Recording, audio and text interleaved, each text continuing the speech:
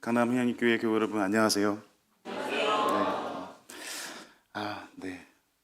박수를 받다니. 예, 소개해 주신 대로 향기교회에서 사역을 하고 있고요. 김지목 목사라고 합니다. 또 말씀해 주신 것처럼 들꽃 향기교회 있을 때 강남 향기교회에도 곧잘 왔었습니다. 예, 같이 장구치고 제가 그 실험도 같이 하고 그래서 그때 예전 교회죠. 거기에서 이렇게 연습을 하면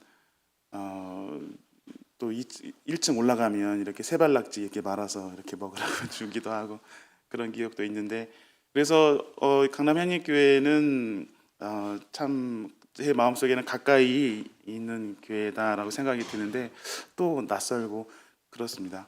이게 또 이 강단은 또 처음이어서 뒤에 있으면서 지금 내 마음은 무엇인가 이렇게 생각해 보니까 낯설고 익숙하고 낯설고 익숙하고 낯설고 이게 반복되는 것 같아요. 그래도 향림 공동체가 강단 교류라고 하는 걸 통해서 이렇게 같이 말씀을 나눌 수 있게 되었습니다. 오늘 이렇게 그 예배 드리는 모습은 처음 보는데 정성스럽고 멋있게 이렇게 예배 드려주시는 그런 모습에 함께 하게 돼서 너무나 감사합니다. 향립교회는 성서일과를 두고 이렇게 매주 이제 설교를 하게 됩니다. 그래서 성서일과에 따라서 본문 하나를 잡은 것이 이제 사도행전이고 사도행전 말씀을 근거로 이렇게 나누고자 합니다. 종교의 중요한 주제인 죽음, 이 죽음을 두고서 불교는 죽음에, 유교는 주검에, 그리고 그리스도교는 죽임에 관심하고 있다고 안병무 선생님은 통찰을 하셨습니다.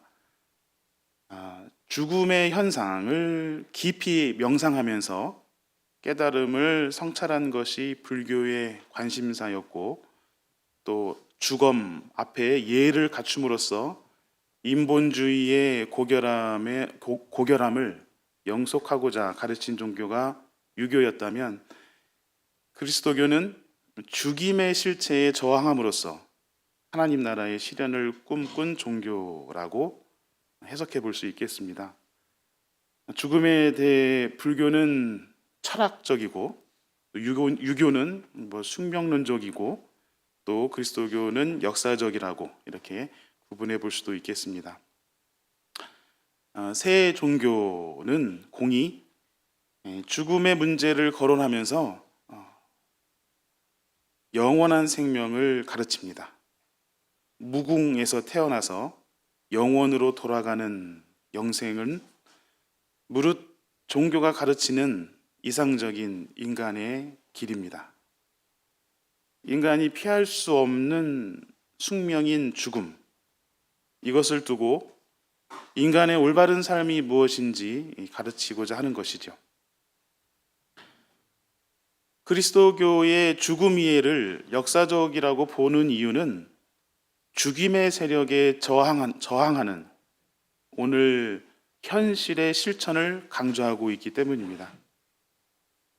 그리스도교에서 영생은 사망 권세를 이기는 삶에 있습니다. 죽임의 세력을 심판하시는 하나님의 능력으로 죽은 자 가운데서 일으킴을 받는 것이 그리스도교가 가르치는 영원한 생명의 길입니다. 이것을 우리는 부활이라고 말합니다. 그리스도교의 부활 사상은 십자가로 죽임을 당한 예수로부터 시작되었습니다. 조금 더 구체적으로 말한다면 예수의 십자가 사건을 목격한 초대교회의 고백으로 촉발된 사상입니다. 예수의 십자가 처형으로 혁명이 좌절된 듯 했으나 오히려 민중의 일어섬으로 하나님 나라 운동이 확산되는 것을 제자들이 목격하면서 초대교회는 부활 사상을 정립하게 됩니다. 부활 사상이 그렇게 촉발된 데에는 먼저 하나님 나라를 향한 꽉 찬 열망이 있었습니다.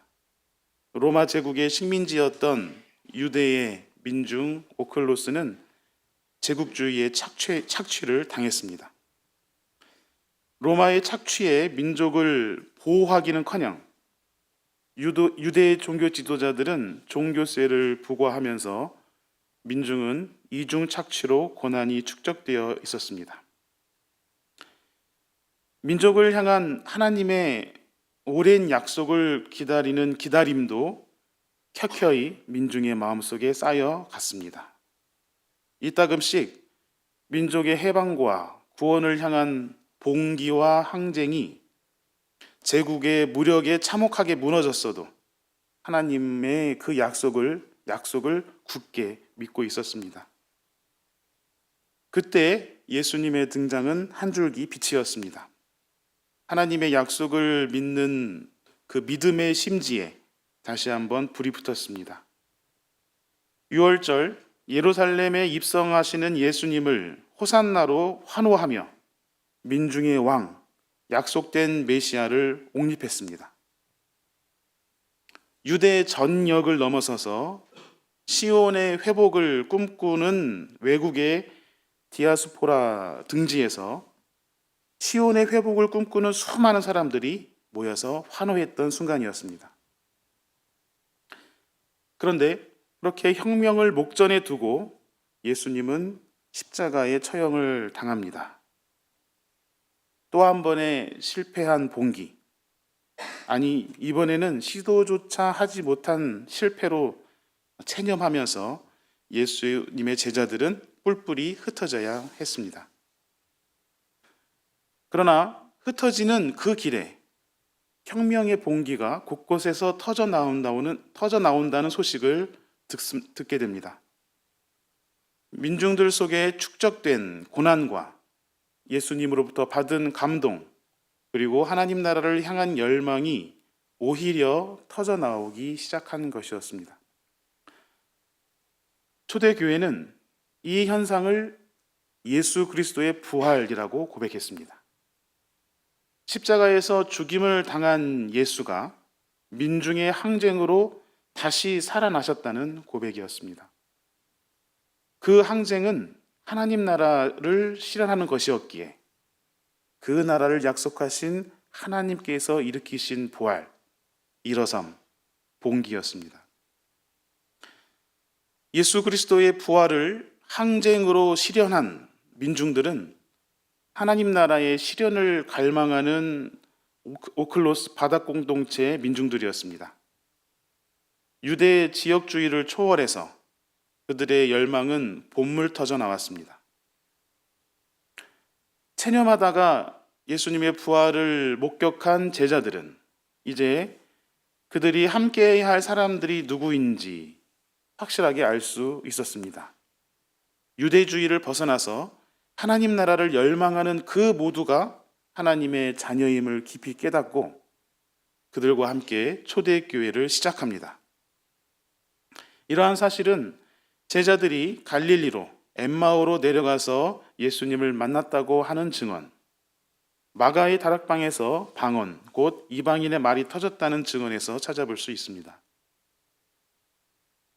부활의 증인은 제자들과 같이 체념했지만 민중의 항쟁을 목격하고서 그 사건을 예수 그리스도의 부활로 고백하는 사람들입니다. 하나님의 약속은 결코 파기되지 않는다는 믿음의 사람들, 민중과 함께 하나님 나라 운동을 다시 시작하는 사람들, 하나님께서 죽임의 권세를 심판하심을 확신하는 사람들이 곧 부활의 증인입니다. 오늘 그 사도행전 본문은 그 증인들 베드로와 요한의 행적입니다. 예루살렘 성전 문 곁에 앉아서 구걸하는 사람이 있었습니다. 그는 태어나면서부터 걷지 못한 사람인데 그를 베드로가 고쳐주었습니다. 잘 아시는 성경 말씀일 텐데요. 내게 은과 금이 없지만 내게 있는 것을 그대에게 주노니 나사렛 그리스도의 이름으로 일어나 걸으시오. 베드로의 말에 그는 뛰면서 하나님을 찬양하며 성전으로 들어갔다는 이야기에 이어 오늘 본문이 나옵니다. 베드로가 걷지 못한 사람을 고쳐준 것을 직접 본 사람, 또한 그 사실을 전해 들은 사람들이 두렵고 놀라운 심정을 안고 베드로를 찾아왔습니다. 그들 유대인을 향해서 베드로가 설교한 내용이 오늘 본문입니다. 베드로는 그들에게 예수가 누구이며 유대인이 어떻게 그를 배척했는지, 그들의 배척이 어째서 심각한 문제였는지, 유대인은 앞으로 무엇을 해야 하는지에 대해 설교하는 내용입니다. 첫 번째, 예수를 하나님의 종으로 소개합니다. 예수님은 아브라함과 이삭과 야곱의 하나님, 곧 유대 헤브라이즘 사상의 적통을 이으며 하나님의 일을 하신 분이었다고 베드로는 유대인들에게 말합니다. 이 말은 예수께서는 아무런 죄가 없으신 분임을 강조하는 것입니다. 베드로가 성전 미문 앞에서 나면서부터 걷지 못한 사람을 고쳐줄 때도 예수의 이름으로 기적을 행했습니다. 그 기적이 가능했던 까닭은 예수께서 기적을 베푸셨던 하나님 나라 운동의 연속이었기 때문입니다. 예수님의 하나님 나라 운동은 걷지 못한 사람이 다시 걷고 보지 못한 사람이 눈을 뜨는 기적 사건의 연속이었습니다. 그의 하나님 나라 운동이 부활의 증인인 베드로를 통해 이어지고 있었던 것이었습니다. 둘째로, 그러나 그 죄 없으신 분, 예수님을 너희 유대인이 죽였다고 고발합니다. 자기 백성을 구원하겠다는 하나님의 약속을 이행하기 위해 메시아로 오신 예수님을 십자가에 매달려 죽게 했고, 초대교회는 그 사실을 목격한 증인이라는 내용입니다. 이 고발은 초대교회가 유대교와 구별하는 중요한 선언이기도 했습니다. 이것은 유대교 사회에서 초대교회의 자기 정체성을 확립하려고 배타적으로 강조한 것 같아 보입니다. 오늘 사도행전 당시에는 유대교 회당에서 초대교회, 그러니까 그리스도교 교인도 유대교 회당에 출입하여서 예배에 참여할 수 있었다고 합니다. 그러나 유대교 축도문에 그리스도교인에 대한 저주를 포함하기로 결정한 85년의 유대교 얌니아 종교회의 이후로는 초대교회 교인의 유대교 회당 출입이 어렵게 됩니다. 그렇게 초대교회와 유대교 사이가 점입가경으로 멀어져서 결국 적대시하기에 이르게 되는데, 그만큼 죄 없으신 예수를 너희 유대인이 죽였다고 하는 초대교회의 고발이 큰 파장을 일으켰던 것 같습니다. 셋째, 초대교회가 그같이 배타적으로 고발했던 이유는 생명의 근원이신 그리스도를 죽였기 때문이었습니다. 생명의 근원이신 그리스도를 죽였기 때문이라고 베드로는 강한 어조로 말합니다. 하나님의 사랑과 은총으로 죽임을 당하고 있던 민중에게 생명을 공급하셨던 예수님을 죽인 것은 하나님과 백성, 모든 피조물을 죽인 결과를 낳은 까닭입니다. 당시 종교 권력을 누렸던 유대교 종교 지도자들은 로마 제국의 눈치를 보면서 결탁하려고 애쓰고 당파 싸움에 매몰하면서 민족과 민중은 돌보지 않았습니다. 민중의 생명을 고갈시키면서 편안한 권력을 누리기에 급급했던 그들과 다르게 메시아로 오셔서 민중에게 생명을 공급해 주시던 예수님을 죽였으니 초대교회 교인의 눈에 유대인은 하나님 앞에 반역자, 민족의 매국노와 다르지 않았습니다. 그러나 유대인이 그렇게 예수님을 죽였지만 하나님은 죽어있는 자들로부터 다시 일으키셨다고 선언합니다. 이것에 대한 증거가 바로 베드로가 걷지 못하는 사람을 고쳐준 것이었습니다. 유대인은 생명의 근원이 되시고 민중에게 생명을 공급하신 예수님을 죽였지만 그러나 하나님은 예수님을 부활시키셨다. 우리 초대교회는 그 일의 증인이요. 오늘 걷지 못한 자를 고친 것을 본 너희도 예수 부활의 증인이다 라고 베드로는 설교하고 있습니다. 넷째, 베드로는 유대인에게 더 이상 무지함으로 죄를 짓지 말고 회개하고 돌아와서 죄 씻음 받으라고 권면합니다. 하나님께서 예수 그리스도를 죽은 자 가운데서 다시 일으키셨다는 문장에서 죽은 자는 무덤 속에 묻혀 있는 자를 뜻하기보다 죽어 있는 자, 곧 죄 속에 거하는 자, 죄인을 의미합니다. 제자들 처지에 빗대어 본다면 예수님의 십자가 처형 이후 낙담하고 체념하고 좌절하여 하나님 나라의 생명을 잃어버렸을 때 그때 죽은 자, 죄인의 상태였다고 말할 수 있겠습니다. 베드로는 그때의 기억을 떠올리면서 유대인에게 권면하지 않았을까 생각합니다.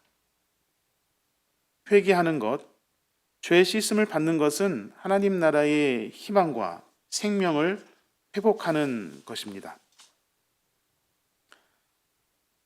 이와 같은 베드로의 설교에서 유추해 본다면 부활의 증인은 예수 그리스도가 하나님의 뜻을 실천하며 이 땅에 생명을 공급하시는 분임을 일깨워주는 일,